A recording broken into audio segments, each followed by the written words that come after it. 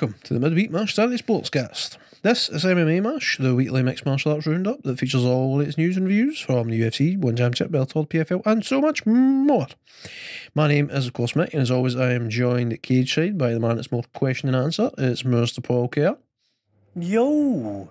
And the ever controversial Mr. Harvey A. Smith. Hello. Shalom. Wait, can I say that? Fuck. I don't know if I can get away with that or not, but leave it in.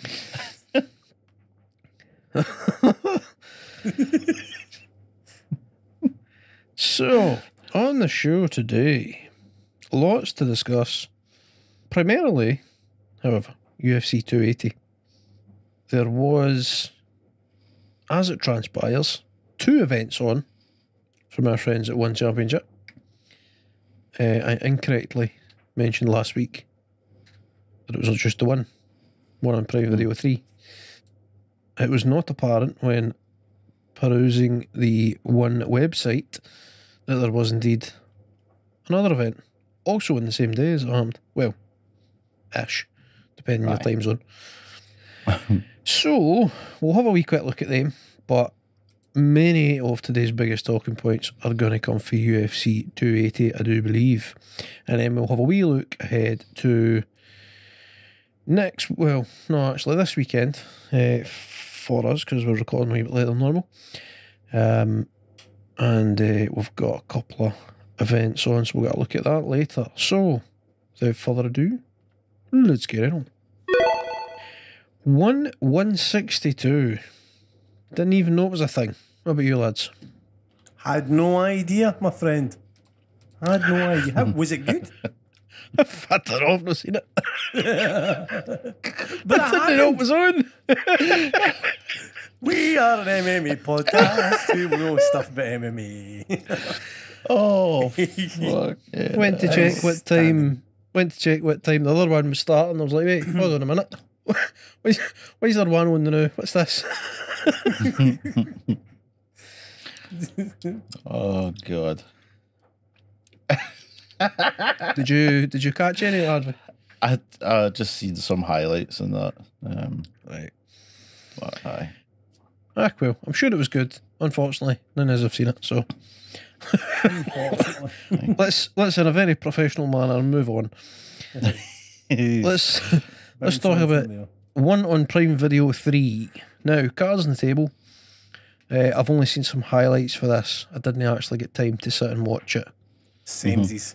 Well, I did. I watched 2 or 3 of the fights for the undercard, but then by the time I found a way to watch the main event, the main card, because it was like pay-per-view.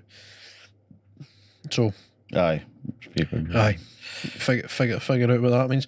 But once I figured out a way to watch it, I basically didn't have time to actually sit and watch it. So let's take a wee look at what was going on.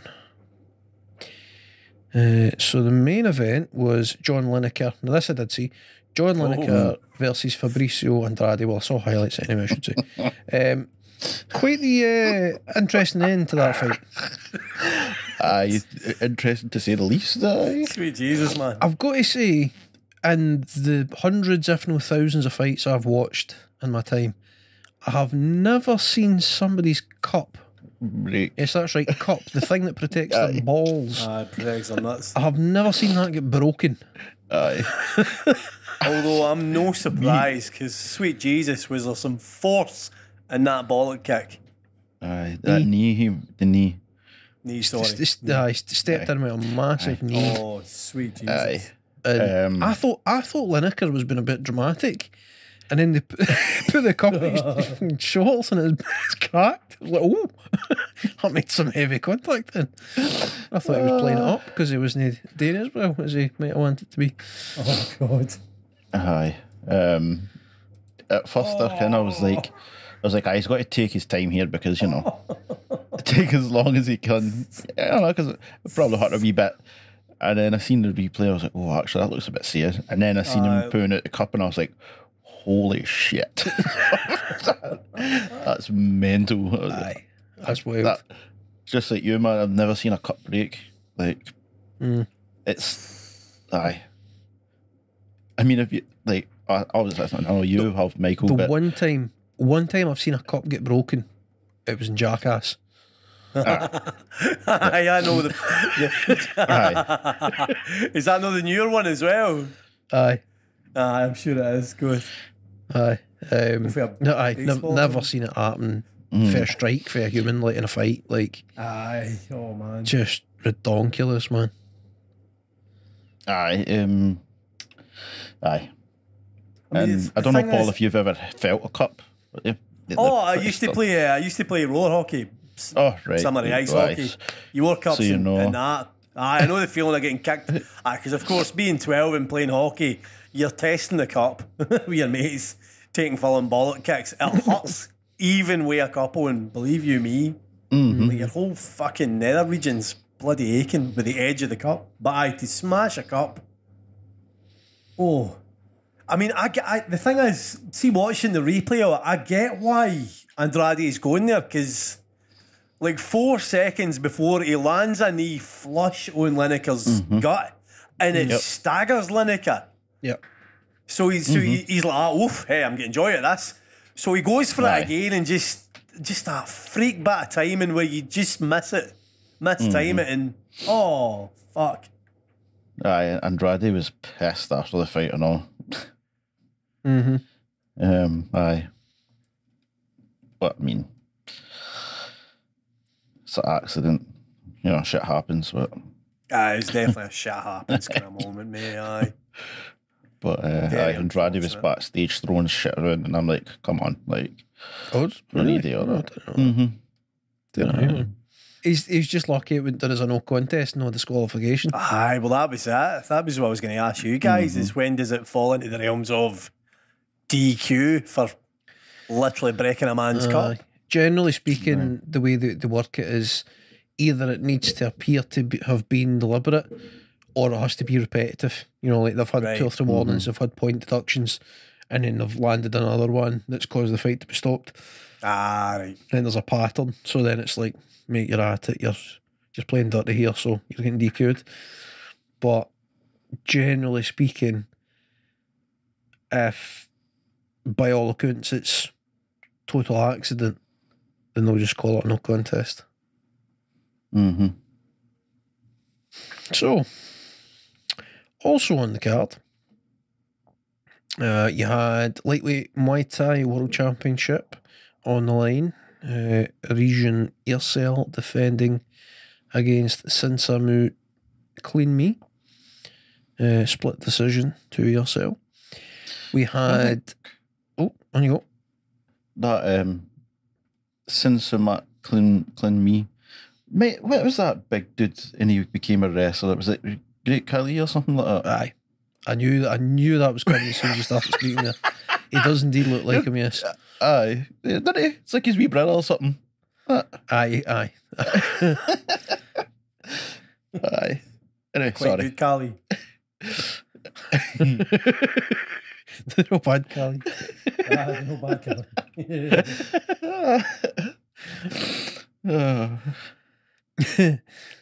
Prior to that, we had the inaugural lightweight submission grappling world champion being crowned. No surprises. First round submission victory goes to Cade Rotolo over Uale Kurzev. Quite the nasty inside heel hook. Oh, sweet Jesus, Aye.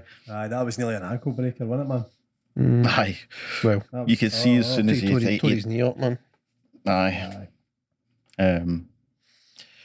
So, aye. I mean, it's not really a surprise, to be honest. Did you see the shirts that the Rotolos have been wearing in the lead up to this fight? In the lead up to that fight, and previous day, there was if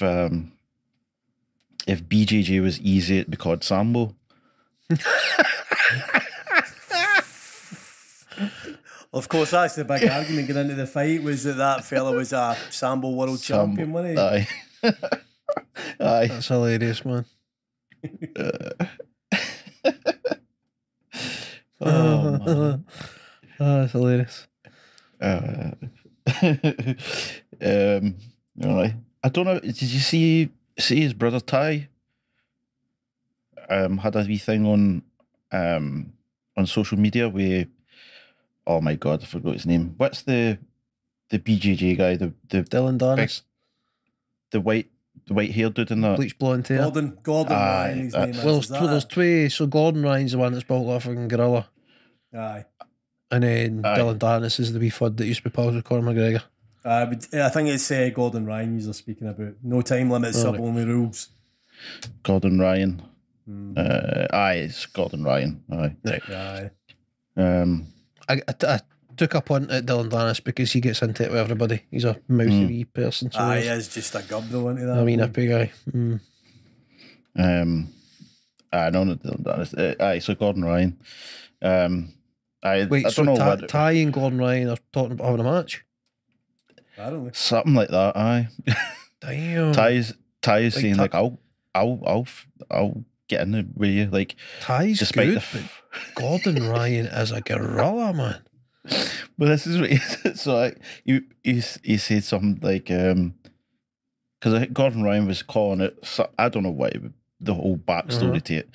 I just know the reply and stuff, and then so Ty was saying to him like, "I'll come and fight you, despite the fact you're X amount of pounds heavier than me and on PEDs."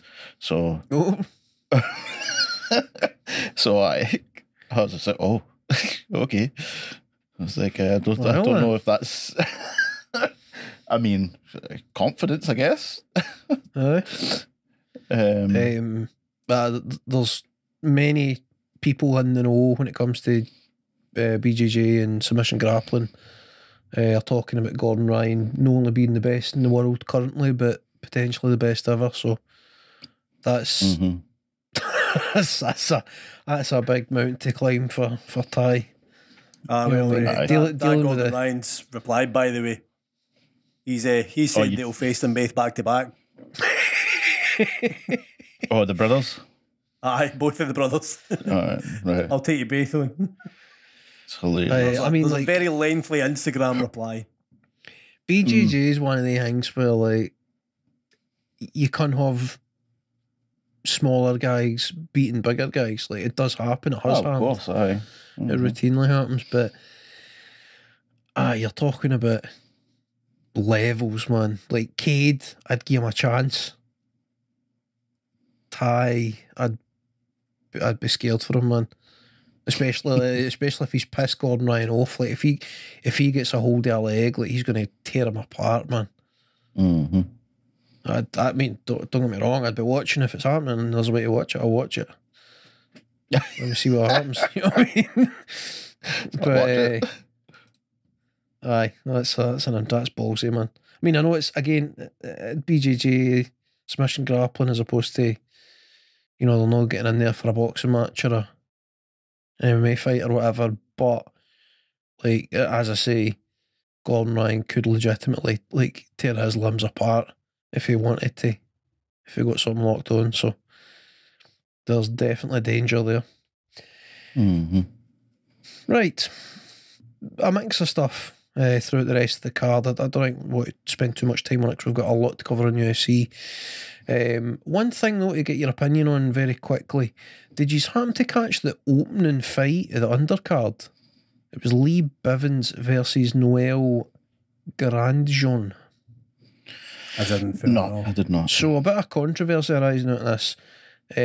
Basically, Grandjean picked up a TKO victory in the first round, and as it transpires, it was apparently Lee Bivens' first ever fight. Like, so she hadn't even had amateur fights prior to this. Oh, that seems wrong. And Noel Grandjean won basically with a punch to the solar plexus, straight right down the pipe into the chest, and the other lassie just kind of waved it off. And I mean, she took another few punches before the ref got in there to stop it, but she just kind of waved it off and sat down. Which, I mean, if you get hit in the solar plexus, like, it can wind you, no doubt, but it just kind of struck me like, oh, she's not used to getting hit. What's going on here? And then upon further reading, it would seem, I don't know what her background is. I don't know if she's competed in some sort of martial art or whatever, but aye, by an interesting one. I've seen there was a few people on social media kind of digging into one for. Apparently, it's not the first time they've put that sort of match up together where it's kind of implied that they're sort of padding records for some of their kind of up-and-coming stars by bringing in folk that don't have experience. I've literally just watched it, mate. I'm watching it. Very sketchy. What is that all about, man? Just watch the knockout. Aye, that's like that clip where it's the own mum.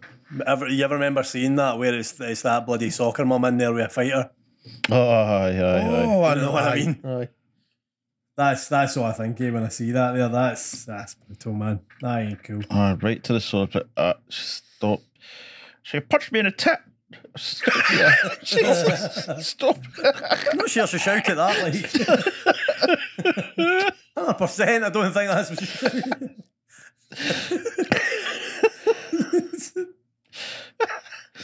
Dean's just like, go on, stop the head. She's still wailing on her. No business being in there. That ain't cool, man. I mean, to be honest, you can even see it in her, the outfit that she's wearing. That's not. Like how she's everything's. It's just off. Literally looks like she's. Yeah. Something will quite. It's the way the other girls celebrating as well, man. What have you won there, man? Like, well, why does that do? She's cutting about doing the shadow punches into the camera and that. Give me a break, Ken. She's going on as if she's just beat somebody that's like ranked 5th in the world and she's due a title shot next or something. She's just one Street Fighter, like fucking like the hardest ticket in the room. Come on. Aye, interesting one. Right, let's move on. Let's go to UFC 280. The Big Mama Jama coming out of Abu Dhabi. Where do we begin? Is it worth running through the card? Do we just skip to the meat and tatties? I can go with the main, mate. The main's what we all came to see. I mean, there was a couple of things in the prelim and all that, but fuck that. Main. Right, well, I suppose honourable mention before we go into the main card.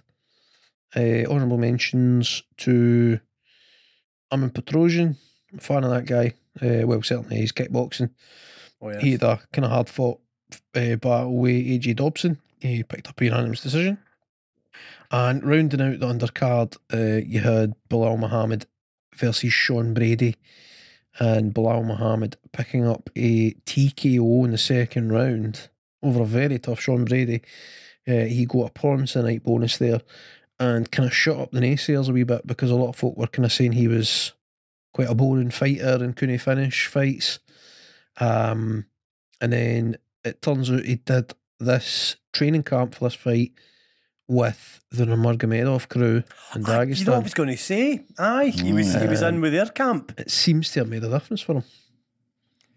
He spoke very highly on the atmosphere of the camp, bringing more out of him. I watched that in Anatomy of the Fighter. Right. Bilal was kind of talking to your man that does, obviously, the documentaries. Will Harris. Your man Harris, and obviously praising the kind of culture being different from anything he's ever done. Because I think he used to be ATT, didn't he? Bilal? I'm not 100% sure. American Top Team? Very possibly. That would make sense because then that gives him a connection. Because obviously Khabib and a few of the lads that spent time over there, so. Aye. That would make sense. So he picked up a bonus there for his finish. Right, main card. That's what we're all here for, if you listen to Paul. Main card opener was Manon Fiorot defeating Caitlin Chookagian. Now, I don't remember who. I'm trying to remember who picked who. Last week, I did the predictions. I picked Fiorot. I can't mind. I feel like me and Harvey might have went Chookagian in that one. I think just due experience, you both chose I'm sure, wasn't it? I think so. I was surprised that she didn't push the grappling more, Chookagian, in that fight. They spoke about that in commentary a lot, the lack of good tactics for Chookagian. Like, She's turned up for a scrap, but doesn't seem to be much of a game plan in terms of the best way of beating Fiora. It's interesting. Fiora was just quicker to the punch every time, wasn't she? Like give like one kind of half second ahead at every. She played into her game basically. In the first round, she tried to make it a wee bit scrappy, but I think she just couldn't keep up the pace to go that route. So she should really have been falling back in the grappling. But I mean, a couple of times she initiated some grappling, but she didn't. It wasn't the fight I expected for her. But I mean, props to Fiora. She continues to look good. She even flung in a takedown or two of her own. She got one in the tie, of course. Make a wee statement. So seems like she's improving. So that's cool. Next up, we had Beneil Dariush defeating Matthias Gamrot. I feel like all three of us might have went with Gamrot in that one. I certainly did. Aye. It's a unanimous decision for Dariush. He seems to have stepped his game up a wee bit. Very impressive as well, I thought. He seems to have rounded out his game that wee bit. He's a guy that's been about for a while. Very good technical striking, tough guy, but he seems to have really stepped up coming into this fight. Right, now let's get in about some controversy, shall we? Let's get the real stuff. So, the fight of the night winner, Sean O'Malley, Sugar Sean, defeating Petra Yan. Split decision. Two judges giving it to O'Malley 29-28. One judge giving it to Yan 29-28 to Jan, basically. It was a close fight. That's certainly true. Now I'm curious, as was Paul prior to recording, he was asking us about it. We decided to save the discussion for all week, mate. Buzzing for this. I'm curious to see where our opinions lie in this, because it seems to be something that really split fans and pundits and everybody else down the middle. Well, maybe not even down the middle. A lot of people siding with Yan, but there's definitely plenty who see how the judges could have got to where they got to. I'm quite happy to kick us off and just say plainly that I would not have been mad at the judges had they scored it for Yan. I can see how an argument could easily be made for Yan winning that fight via takedowns and control time. However, I'm trying really hard to be as kind of clued up in the rules and stuff as I can, and try and think a wee bit more almost robotic, a wee bit more clinical, like the way a judge has to look at it. And I think for me, striking like the way the judging criteria is set up, striking comes first and foremost. And I thought the better strikes, the more damage from the striking was done by O'Malley in all 3 rounds. Certainly where I'm standing. Wrong there. So for me, I felt like O'Malley won the fight. Well, that's good, because I fucking thought so too. Didn't it feel like having a back and forth with you today, Michael? That's where I come in, Harvey. Right, but I'm not. But by the way, I do not disagree with what you're saying, Mick. I don't think you've ever seen Peter Yan look like that after a fight, ever. I can never remember Yan being bloodied and swollen in the manner that he was post-fight with Sean O'Malley. And I think that might have helped O'Malley's case with the judges. Possibly. Was the shock of the appearance of Peter Yan after the fight. I think for me, the fact that he's got 5 minutes of control on the ground out of 15 is why it maybe should have went to Yan. But it's tight, man. Right, but then you have to look at the rounds. So, because obviously it's 10-point my system, scored round by round. So, like, I think the round for Yan, I mean, I haven't looked at the scorecards, but I'd assume it was the second round. Aye, that's the one that was the most dominant grappling round, right? Aye, that was definitely his. Aye. So the question would be, was there enough in terms of takedowns and control time in the first and third round to outweigh what O'Malley was doing. But the thing with the way the judging criteria works, in that first and third round, let's assume that the second round goes to Jan across the board, right? Which I've a feeling, without looking at it, I've got a feeling that probably isn't the case, knowing how judges tend to work. They'll probably defy logic, even though they've came to a decision that I'm relatively happy with. So, in the first and the third round, before you even look at the takedowns and the control time and potential ground strikes and submission attempts, you first have to look at the stand-up striking.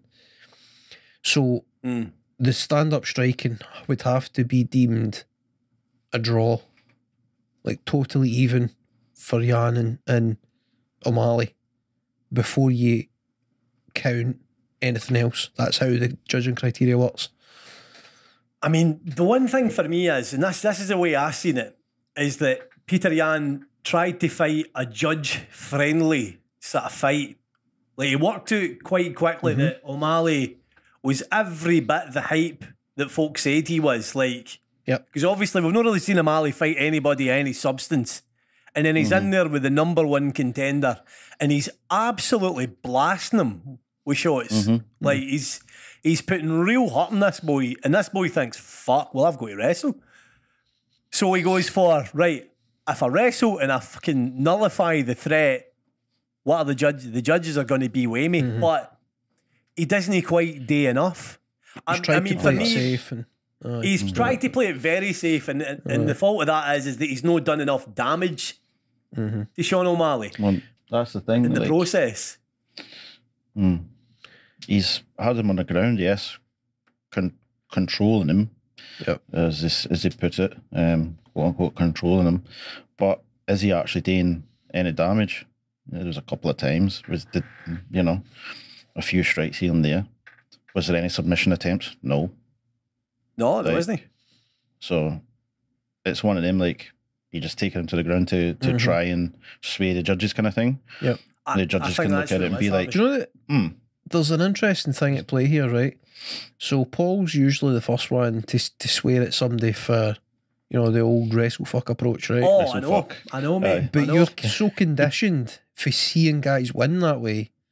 That you see Jan go to the takedowns and you think, well, Jan must have won.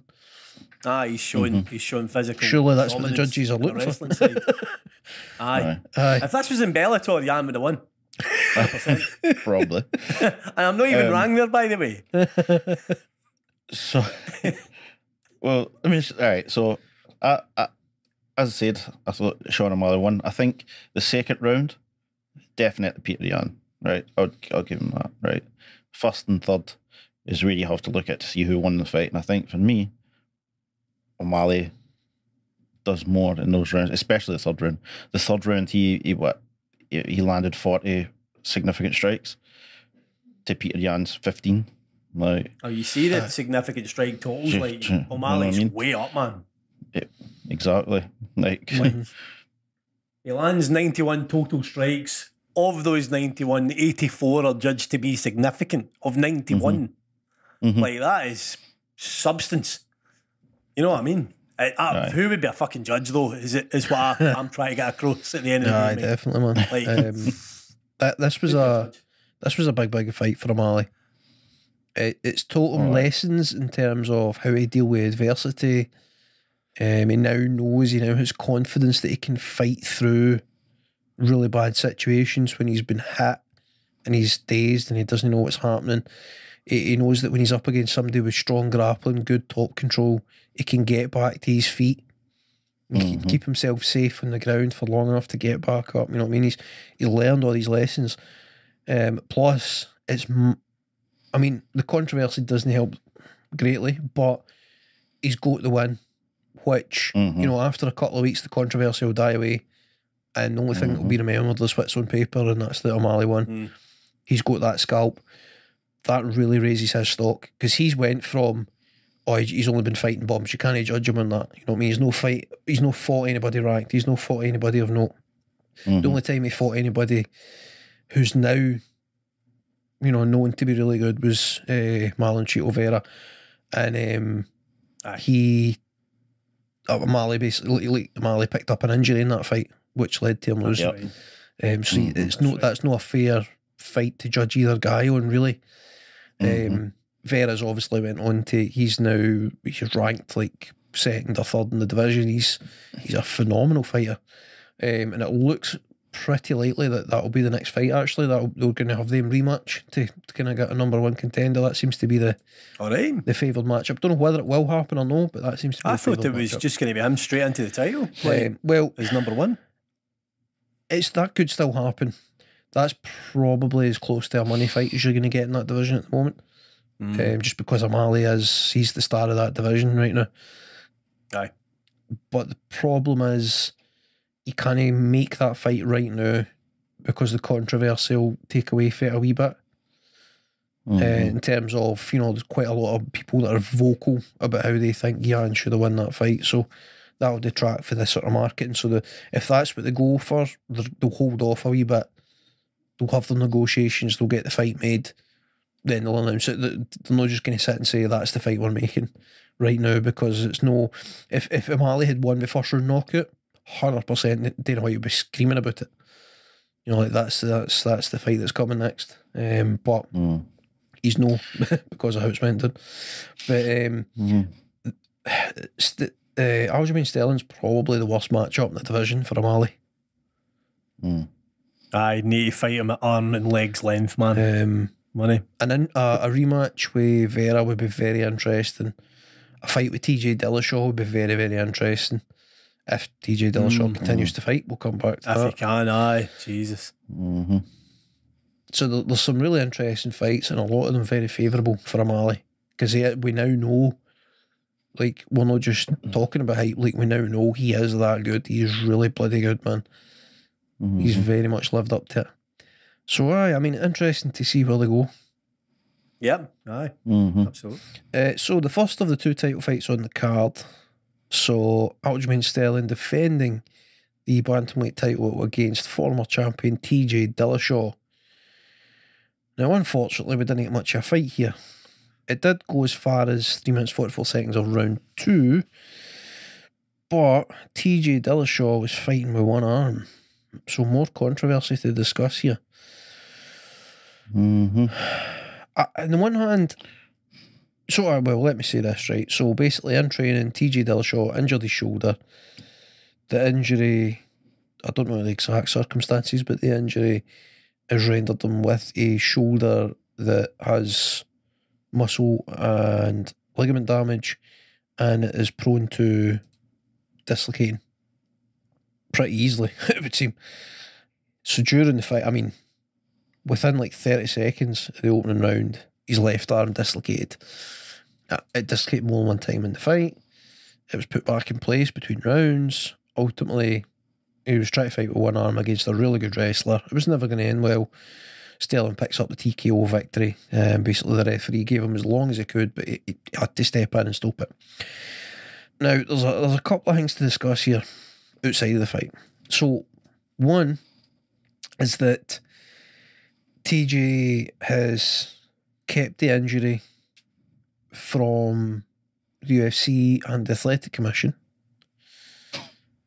but then prior to the fight, in the referee meetings, the rules meetings, he has disclosed to the referee for that fight, Mark Goddard, that he had that issue going on. His shoulder was popping in and out. It would probably pop out at some point in the fight, but it's all good. It doesn't bother him. And it'll go back in by itself, and it's all good. Don't worry about it. That's messed up that he was allowed to still fight with that admission. It's messed up that he didn't disclose it during medicals and stuff going into the fight. It's messed up that it wasn't picked up in medicals. What exactly are they doing in the medicals? Like, surely any kind of scan, whether they're doing MRIs or whatever else, surely they're looking at joints and stuff. I mean, maybe they just do a quick brain scan and that's that. I don't know, but questionable. And then it transpires, he's admitted that afterwards now, the initial injury was at the end of April when he was starting to train, when this fight was in talks. before the fight was like confirmed when it was happening, like they were talking about the fight. He was starting to get in shape for it. He injured himself, and then through training camp and the build up to this fight, it's continually been dislocating. He's known about this for months. I get why you would want to still fight.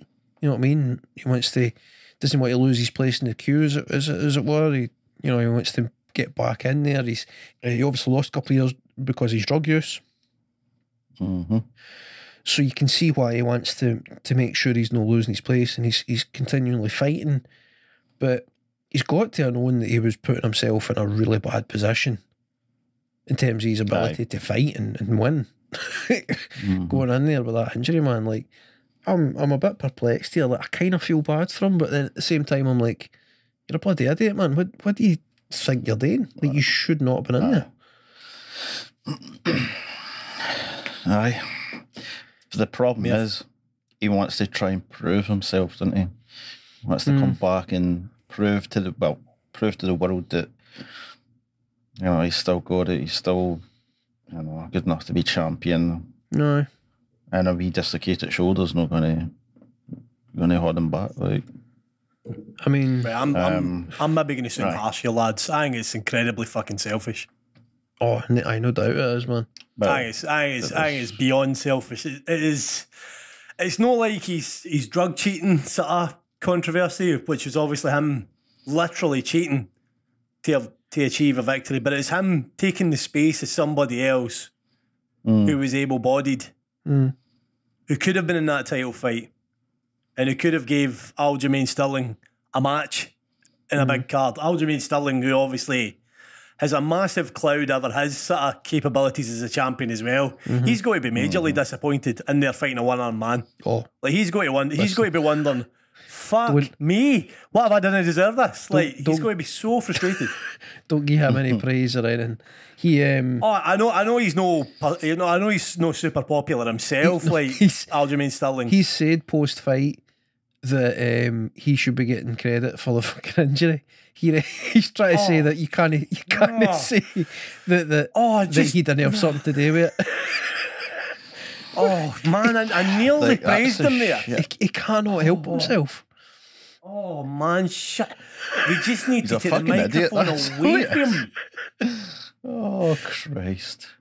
I mean, I found him quite all right to listen to when he was on Joe Rogan, when he done the Joe Rogan podcast. I thought, right, okay, he's maybe just when you take away the kind of the hubbub of a fight week, he's actually quite a reasonable boy and quite a kind of level-headed boy. But then, that is like putting. Oh, it's just ridiculous, man. Why is he saying that for? I don't know. I don't know. It's like he's got some sort of complex. Massive. Aye. You know what I mean? Like idiot complex. That's what it is. It just puts massive question marks over his quality as a championship fighter. Like as a champion, nothing was answered there for me that weekend about how good he actually can be as a champion. Like he's fighting a boy with one hand. I know it's. Dear, and the amount of time he had TJ doing in the first round with one arm very visibly dislocated. You've got to ask the question, like, why could you not finish the fight right there? All you had to do was grab the very obviously injured arm and shoulder, move it about a bit. You know what I mean? It would tap him. It would have to tap. Dislocated like that, but that. Aye. But the other thing, you can see it. Like, why is the referee? I mean, as you said, I says, it pops back in, but whatever. But if you're you're reffing that, you see, like you should be like, well, it's no pop back in, so I'm just going to stop the fight. Like, why was it allowed to go on? It was like the Black Knight of Monty Python. Tis but a scratch. He's got no fucking arms. You know what I mean? Chops his legs off. Chops his legs off. Come here, I'll bite you to death. Ridiculous. I mean, somewhat to Mark Goddard's credit, like he did follow TJ over to the corner and he was saying to him, like, I need to see that arm's alright. And they were trying to like crowd round about TJ so that the ref couldn't get in, and well, Dwayne Ludwig was He was popping his arm back in for him. As soon as he popped it in, like he moved out the road, and then TJ's like lifting his arm up. Like, look, ref, it's fine. Aye, it's questionable, man. No Very bueno. questionable. Aye. I don't think anybody really looks good after that. You know what I mean? It's not done anybody any favours, that fight. No. Aye. Just an odd situation, man. So like It's real. TJ, like he lost a couple of years to the suspension. Then he comes back, looks good against Sanhagen. He's back. He's going to go for the title again. But during the fight, during the first round of the fight, in fact, with Sanhagen, tore his ACL. So then he's out for months again after that. Still manages to come back into a title fight though. But in training for it, he's goosed his shoulder. So we're at a point now where you've got to wonder, like, can TJ's body keep up the pace? I mean, obviously he's massively dedicated and competitive, and to his own detriment. You know what I mean? Is he at a point where his body can't do it anymore, or is it just a couple of freak injuries? Well, that's it. You know what I mean? All the years, because he cuts weight as well. Like. Aye, he cuts quite a bit of it. So maybe it's old age catching up on it. Well, he's not old, but you know. I mean, fight years. He's like 37 or something. Had quite a few fights in his time. Aye, interesting to see what happens there. If he comes back again and he can stay healthy, I've got no doubt he can fight his way back to a title shot, but he will have to fight his way back. You know what I mean? He's going to have to go through 2 or 3 fights. I mean, I suppose a lot of that would depend on who's available at the time that he's due to come back. You know, it could be that if he gets the right person and wins big, maybe that does fire him straight back in. Sometimes that can happen, but you've got to assume that he's got at least a couple of fights to get back into the title picture. So, aye, realistically, you're talking in terms of like time for the injury to heal and then have a couple of fights, you're talking a couple of years before he's fighting for a title again, probably. I'd be shocked if he's able to fight again inside a sort of 6 months, 8 months. Could easily be over 12 months, depending on exactly what the issues are. And obviously, he's probably made it worse through fighting and getting it severely dislocated through the fight and stuff as well. So the other thing is, he said when he was talking about it, he said that it dislocated more than 20 times through his training camp, apparently. That's not good. Nah, that's man, not good. That's the same selfish kind of mindset that saw him drug cheat, I'm afraid, mate. That's it's that. That's not admirable. It's fucking selfish. It's that sort of sociopathic need to compete and win. That's what it is, by the way. Like the best of the best have that, and you know, like sales when it's most applied right. UFC would do the same thing. Aye. When the sort of needs and desires and wants are applied right and the right checks and balances are there, it produces legendary world champions. But when people are kind of left to their own devices with that stuff going on, then they go down the wrong path and make terrible decisions. Right. Let's talk about the main event, and then we'll quickly look ahead to what's coming up. So, main event, another title fight. We had the vacant lightweight title on the line. Islam Makhachev, Charles the Bronx Oliveira, who had second round submission for Makhachev on their bingo card. Not me. It wasn't me. No, I don't get anybody, Aye. Fair play, though. I got the feeling that Oliveira kind of quit a bit. Well, this is the thing. If you look at it, just looked too easy for me. So obviously he gets knocked down and then he's laying there and then Islam just just own him. like,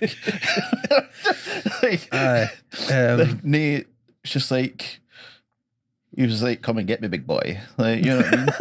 That's it's like, So Islam just slid in there and is Makachev just kind of reached that god level where like he can just walk through somebody in that kind of fashion, go straight into a submission, or did Oliveira kind of mentally check out after getting knocked down?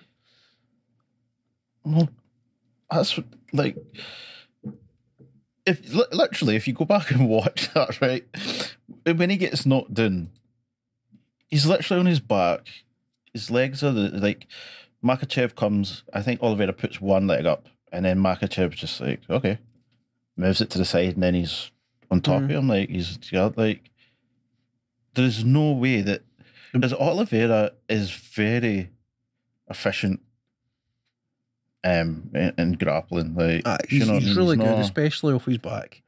He's very tricky. He's It So could how- just be that he got rocked that bad. Like, he could have Well- been completely out of it. That is possible. well, why?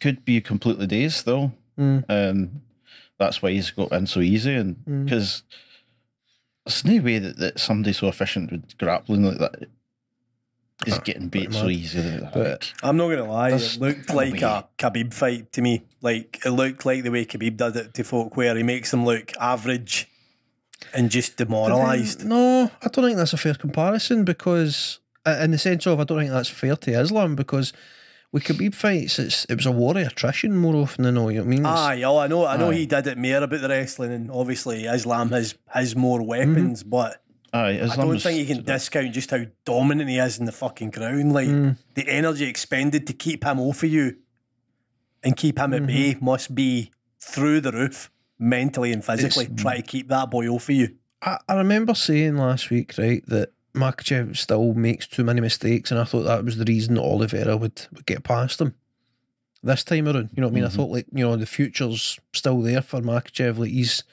got all the tools, he just needs to put it all together.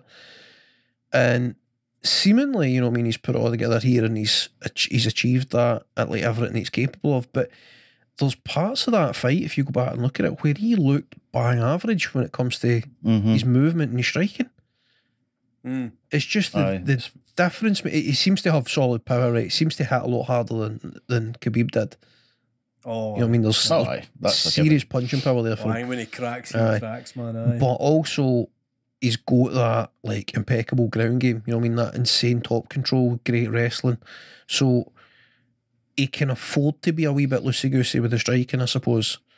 Because he knows that as long as he doesn't get caught with a massive shot and get flowed himself, all he needs to do is get inside your guard and get hold of you, and you're going down. So it gives him that confidence. I mean, I'm just like kind of rewatching bits of it, and it's like when Makachev has Oliveira on the ground in the first round, Oliveira's given as good as he's getting. Like, Makachev's not really doing much. Yep. Like, I think even to keep him at looking like he's not doing much, I think he's spending much more energy than he usually would. Right. Well, I mean, Like, you could maybe say it, but he's punching him and elbowing him. It's not like he's busy, like, aye. It's not like he's just trying to hold him. Like, he's actually working Oliveira. You know what I mean? Yep. And then like Islam kind of telegraphs a couple of his kicks, his punches, like Makachev, sorry. But I mean, it was just strange the way it finished for me. Aye. Yeah. I think I know what you mean. Like, it didn't seem like the full squeeze on. Like, I think that That's the not even the punch must have did more damage than what it kind of seems. You kind of assume that when Oliveira's sort of seemingly, you know, he's awake and alert, his eyes are in the right place, he's in theory looking to sort of defend and stuff, that, you know, like he's been knocked down, he's hurt to a degree, but he must be alright. But I think that he must have been Must have been gone, man. dazed. You know what I mean? He's dazed. sleeping his eyes on. I know it's Aye. I know it's a bit different, right? But so when I got knocked in, I had regained consciousness and I was talking to folk, the paramedic and stuff, Right. but I wasn't conscious, if you get what I mean. You on the with it? Aye. Mm-hmm. Aye. I don't remember any of it. I just remember waking up and then the paramedic must have seen in me that, oh, that's him. He's back with us like now, like, and I was like, Yep. she's like, you remember me? And I was like, no. She's like, I remember I'm this and that. And I was like, never met you, hen. Never mind. I literally said that to her. I said, I've never met I don't remember you because that's my auntie's name. Her name is Margaret. And I was like, that's my auntie's name. I would remember if it was Margaret. And she's like, oh, no. Aye. But anyway, so, so what I'm getting to is like, that possible that he is awake and still kind of moving, but he's not really. It seems aware like of he's what doing. conscious, but he's not actually aware of what's going on. Aye, definitely could have been that. Definitely could have been. But I mean, let's not take anything away from Makachev, man. He is the lightweight champion of the world. And I wonder what happens in the lightweight division now, man. Between Makachev and Oliveira, like, they've beat anybody that's there to be beaten right now. I think, guys like Chandler, being a really explosive, strong wrestler, could be an interesting matchup with Makachev, but well, that could be quite exciting. Stylistically that could be interesting. Both big punchers, fast and explosive. Chandler might be good enough to stop some takedowns for Makachev, so it gives him some time to try and land a bomb. So, that might be an interesting matchup. Outside of that, don't know. Having seen what Khabib's did to guys like Poirier, Gaethje, just it doesn't give you that much faith that they'll do much better against Makachev now. So, Again, wait, does Makachev will get out before he's too old as well, by the way. He'll do the same as Khabib. Oh, there's every chance, he'll hang about forever. Yeah. Like, it'll just be the next one on, so it will. It could, with the crew that they're building in Dagestan, man, like, this could become a bit of a thing. You know what I mean? It could just be sort of revolving door. You know what I mean? They win the belt, defend it once or twice, and then bounce once they've made some money. I mean, there's Umar as well in there, of course. It's roughly the same size again. It's he's either featherweight or lightweight, I'm not quite sure. 15-0, I'm sure. He looks really good as well, so he does. Aye. He looks very good. I remember his fight recently. It was very impressive, what I remember. Something like the roundhouse, wasn't it? He was chucking big roundhouse. He's much better at striking than a lot of them, especially Khabib, like, and especially with kicks as well. He's a good striker. Get more sizzle to his steak, as it were. So, coming up this weekend, let's have a quick look. We've got Bellator 287, October 29th. I'm assuming that's Saturday. I haven't actually looked, but I'm assuming it is indeed, yes. So Saturday night, UK time, we have Bellator 287. I'm going to tell you two things about it. One, it's in Italy. Hey. And two, the main event is Adam Piccolotti versus Mansour Barnaoui. Oh, buongiorno. Hey. There we go. And moving on, UFC Vegas 63. Also Saturday night, coming out as live and in colour from UFC Apex in Las Vegas, Nevada. The main event is Calvin Carter versus Arnold Allen. That's interesting matchup. Do we see any other big fights on here? The co-main event, Tim Dirty Bird Means versus Max Griffin. Not bad. There we are. Khalil, right? Dustin Jacoby, Khalil Roundtree is opening the main card. That's a good fight. Roundtree's fun to watch, man. He's got a kind of traditional Thai boxing style. Undercard, what you got? You've got Phil Hawes versus Roman Dolidze. That's cool. Mark Madsen, Drakkar close. Okay. Oh, Andrei Arlovski's back. That's not bad. Like about Andrei Arlovski. He's taken on Marcos Rogero de Lima. Wait, they not fought before? That one requires further investigation. Joseph Holmes, Young Park, Chase Super, Steve Garcia. No bad fights. No bad fights. Wee bit of a chill weekend coming off the big pay-per-view, but there's a few matchups to watch out for on there. Jacoby and Roundtree's one, Holmes and Young Park, Andrei Arlovski, just because it's Andrei Arlovski.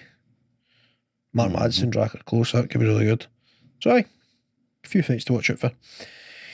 Any final thoughts, lads? I'm blank, man. I'm just blank after all that good part. Blankety blink. Off. Shrug a load. Harvey, can you do better than blankety blank? No. One word, nah. Fair enough, man. Well, if you have been, thank you very much for listening. This, as always, has been MMA Mash. I've been Mick, they've been Harvey and Paul. It's been a damn pleasure.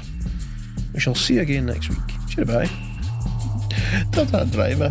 Goodbye. Goodbye.